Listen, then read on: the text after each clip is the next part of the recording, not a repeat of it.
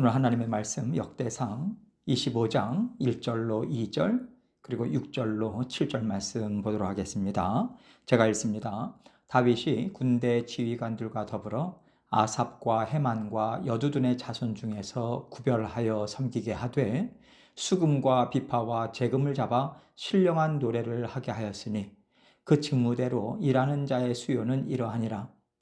아삽의 아들들은 삭굴과 요셉과 느다냐와 아사렐라니, 이 아삽의 아들들이 아삽의 지휘 아래 왕의 명령을 따라 신령한 노래를 하며 6절입니다. 이들이 다 그들의 아버지의 지휘 아래 재금과 비파와 수금을 잡아 여호와의 전에서 노래하여 하나님의 전을 섬겼으며 아삽과 여두둔과 헤만은 왕의 지휘 아래에 있었으니 그들과 모든 형제 곧 여호와 찬송하기를 배워 익숙한 자의 수요가 288명이라. 아멘. 하나님께서는요, 이스라엘을 하나님의 나라로 부르셨고 그 하나님의 나라를 이루는 과정들을 지금까지 이스라엘 역사를 통해서 만들어 가셨습니다. 이스라엘은 많은 어려움들을 당했어요. 하나님의 말씀대로 행하지 못했고 세상을 사랑하고 하나님 앞에서 잘못 행한 것들도 많이 있었지만 이런 일들도 하나님의 나라가 되기까지 이스라엘 백성들에게는 중요한 깨달음을 주었을 것입니다. 또한 말씀의 정확성이라고 할까요? 하나님은 반드시 말씀하신 대로 일을 이루신다. 모든 일들은 다 하나님의 인도하심과 말씀 안에서 움직여진다. 이것을 백성들이 깨닫고 배우는 귀한 기회가 되었을 거예요. 그렇기 때문에 이스라엘을 보면서요, 참 돌고 돌아왔다, 많은 시간을 낭비했다라고 치부하기보다는 백성들이 하나님의 말씀으로 갈고 닦여지는 시간이었다. 하나님은 그 모든 시간들을 하나님 나라를 이루는데 다 귀하게 사용하셨다고 볼 수 있어야 하는 거죠. 그래서 하나님께서 허락하신 거잖아요. 하나님께서는 다윗을 단련하시고 또 이스라엘 백성들을 단련하셔서 이제는 전심을 다해서 하나님께로 돌아가자, 이 마음을 다 함께 가질 수 있었던 것이고요. 지도자들뿐만 아니라 백성들 모두가 다 한마음 한뜻 되어서 지금 다윗이 이루어가고자 하는 일들을 옳게 여기는 자리까지 오게 되었던 거예요. 이 일들을 통해서 우리는요, 하나님께서 하시는 일은 다 때가 있고 그때그때 때에 알맞는 지혜와 능력도 베풀어 주신다는 것을 알 수 있습니다. 그래서 우리가 걸어가는 길에서 깨닫고 고치고 하나님과 발맞춰서 나가야 되는 부분이 무엇이 있는지 항상 살펴봐야죠. 지금 다윗이 바로 이 일을 하고 있는 겁니다. 예전에 하던 대로 하는 것이 아니라 지금 우리의 필요가 무엇이냐, 또 하나님께서 명하신 예배, 하나님을 섬기는 일에 있어서 온 이스라엘 백성들이 하나가 될 수 있는 일이 무엇인지를 고민하고 함께 의논하고 찾고 또 시행하고 있는 거예요. 하나님께서 우리에게 주신 하나님의 나라, 하나님을 섬기고 봉사하고 예배를 올려드리는 이 터전에서 우리가 부지런히 해야 할 일이 있다는 것을 알려주는 것이고요. 그러면 그 일을 어떻게 이루어가야 하는가, 이것을 알려주고 있어요. 이것을 염두에 두시고 오늘 말씀을 같이 생각해 보도록 하겠습니다. 1절 말씀 봅니다. 다윗이 군대 지휘관들과 더불어 아삽과 헤만과 여두둔의 자손 중에서 구별하여 섬기게 하되 수금과 비파와 재금을 잡아 신령한 노래를 하게 하였으니 그 직무대로 일하는 자의 수요는 이러하니라. 오늘 말씀은 성전에서 레위인들이 하나님께 악기와 목소리를 통해서 찬양을 올려드리는데 그러기 위해서 어떻게 조직을 편성하고 있는가, 이것을 얘기해 주고 있어요. 다윗이 군대 지휘관들과 더불어서 이 일을 했다고 하는데요. 자, 그러면 다윗이 자기 수하에 있는 군대 지휘관들과 레위인들 그룹 편성을 했는가, 이렇게 생각될 수도 있는데 그런 뜻이 전혀 아니에요. 군대의 지휘관이라고 하는 이 단어는요, 히브리어로 사렛 하차바라고 하는 단어입니다. 원뜻은 봉사하는 지도자 이런 뜻이에요. 그래서 여기에는요, 성전에서 하나님께 봉사하는 지도자들뿐만 아니라 각 지파의 지도자들도 다 포함되어 있는 거죠. 이것을 뒷받침해 주는 말씀이 있는데 오늘 본문 전장인 24장 3절을 보면요. 다윗이 엘르아살의 자손 사독과 이다말의 자손 아히멜렉과 더불어 그들을 나누어 각각 그 섬기는 직무를 맡겼다. 이런 말씀이 나오고 있어요. 제사장 그룹을 나누는 일을 하는데 다윗 왕이 단독으로 하는 것이 아니라 제사장들의 지도자들과 함께 의논해서 일을 이루었다는 겁니다.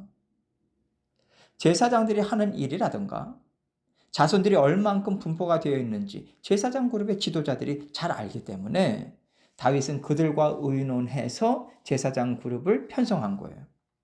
그렇다면 찬양대를 할 레위인들, 그 제사장 그룹을 또 돕고 그런 일들을 하지 않습니까? 그러한 레위인들을 편성하는 일도 다윗이 혼자 하지 않고요. 성전에서 하나님께 봉사하는 지도자들과 함께 의논해서 결정했다라고 우리는 생각해야 하는 거죠. 하나님의 나라를 이루어가는 데 있어서 왕이 독단적으로 할 수가 없고요. 제사장 혼자서 독단적으로 일을 이루어갈 수는 없는 거거든요. 이스라엘 나라의 머리는요, 오직 하나님 한 분뿐이십니다.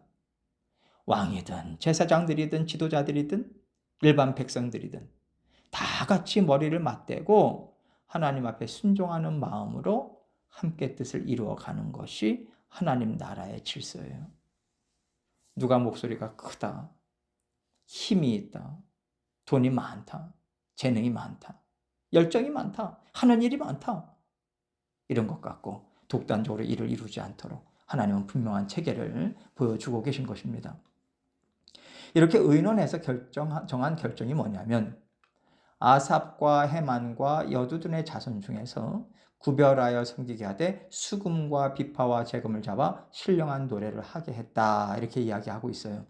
악기들도 연주하고 찬양도 올려드리는 일들을 이들에게 맡기기로 결정한 거죠. 그리고 이어지는 말씀을 보면요. 아삽, 헤만, 여두둔의 자손들, 아들들의 이름들이 쭉 나오고 있습니다. 2절 말씀 보세요. 아삽의 아들들은 삭굴과 요셉과 느다냐와 아사렐라니 이 아삽의 아들들이 아삽의 지휘 아래 왕의 명령을 따라 신령한 노래를 하며, 그러니까 찬양대의 그 리더격들이죠. 그 지도자들은 바로 아삽, 헤만, 여두둔 이 세 사람이에요. 그리고 각 이들의 아들들은 각각 아버지의 지휘 아래에 있으면서 아버지를 통해서 훈련을 받는 거예요. 그리고 아버지들은요, 이 세 사람 왕의 명령을 따랐다고 하고요. 다윗 왕은요, 이스라엘 지도자들과 함께 의논을 하면서 일들을 이루어가는 거죠. 모두 다 함께 협력해서 일을 했고요. 거기에는 반드시 질서가 있었다는 것을 얘기하고 있는 겁니다. 다시 말해서 하나님의 나라는 은혜와 긍휼과 용서와 용납하심이 풍성한 하나님의 사랑 속에서 이루어지지만 그 사랑에는 질서가 있었다는 것을 하나님은 보여주고 계신 거예요. 6절로 7절입니다. 이들이 다 그들의 아버지의 지휘 아래 재금과 비파와 수금을 잡아 여호와의 전에서 노래하여 하나님의 전을 섬겼으며 아삽과 여두둔과 헤만은 왕의 지휘 아래 있었으니 그들과 모든 형제 곧 여호와 찬송하기를 배워 익숙한 자의 수요가 288명이라. 찬양대원들이 악기와 찬양으로 성전에서 섬기는데 여호와 찬송하기를 배워 익숙한 자들이다 이렇게 얘기하고 있어요. 여기서 배워 익숙한 자들이란 말은요, 단지 할 줄 아는 정도가 아닙니다. 잘해요 뿐만 아니라 다른 사람들도 가르칠 수 있을 정도로 탁월해지기까지 배우기를 그치지 않았다 이런 얘기입니다. 하나님의 일을 하는 데 있어서 뭐 이 정도면 됐지, 그게 아니라 우리가 하나님께 돌아가는 그날까지 하나님께서 부어주시는 은혜와 능력을 채워서 장성한 분량에까지 도달하는 일을 지속적으로 해야 한다는 거예요. 이 충성됨을 하나님께 봉사하는 일에 있어서도 놓치지 않아야 된다는 거죠. 왜냐하면요, 하나님께서 맡겨주신 일에 대한 봉사는요, 단지 일을 하는 것이 아니거든요. 봉사의 일을 하나님께서 나에게 맡겨주셨다. 이것은 내 평생에 감당해야 될 사명인 겁니다. 그 사명을 어느 수준까지 감당해야 되냐? 어느 때까지 해야 되냐? 이것은 우리 스스로 정할 수 있는 것이 아니에요. 하나님께서 오라고 우리를 부르시는 날까지 우리는 마음에서부터 우러나오는 충성으로 하나님께 올려드려야 하는 겁니다. 우리는요, 하나님께서 우리에게 말씀을 주시는 때를 따라서 여러 변화의 시기들을 겪습니다. 변화는 당연히 있을 수밖에 없는 것 같아요. 예를 들어 가정을 볼 때도 어린 자녀일 때와 또 청소년이 됐을 때 그리고 장성했을 때 때에 따라서 부모의 역할이 달라지지 않습니까? 자녀가 어린아이였을 때 하던 부모의 역할을 자녀가 이미 장성했는데 그대로 부모가 그 역할을 한다면요, 자녀 망쳐요. 부모 불행합니다. 가정이 흔들리죠. 하나님께서 우리를 이끌어 가시는 때에도 때에 알맞는 지혜와 감당해야 되는 역할이 달라진다고 생각해요. 이런 것들을 당연한 것으로 받아들여야 되는 거죠. 이것이 매우 중요하지만 동시에 우리가 변함없이 가져야 되는 것이 무엇이냐면 하나님 앞에서의 충성됨입니다. 하나님께서 나에게 맡겨주신 일에 대해서 얼만큼 충성되게 감당하고 있느냐. 이것만은 하나님 앞에 서는 날까지 변함이 없어야 하는 거예요. 그래서 우리는 때를 분별하면서요, 앞으로 나아갈 뿐만 아니라 하나님께서 기뻐하시는 것이 무엇인가 찾고 구하고 두드리면서 하나님과 하나 되어 살아가고자 애쓰는 마음으로 모든 일들을 이루어 가야 합니다. 그럴 때 하나님께서는 때에 맞게 우리의 모든 필요를 채우시고 한 걸음 한 걸음 인도해 주실 거예요. 그래서 하나님의 나라를 이루어 가는 데는요, 사랑만 있지 않습니다. 하나님의 말씀 안에서 서로가 지켜야 되는 그 도리가 있고 서로 간에 예의가 있고요. 거기에 따르는 순종과 협력이 굉장히 중요하다는 것을 우리는 놓쳐서는 안 돼요. 교회는 사랑이 있어야지. 맞습니다. 그러나 그 사랑을 하나님께서요, 무분별하게 우리에게 부어주신 적은 한 번도 없어요.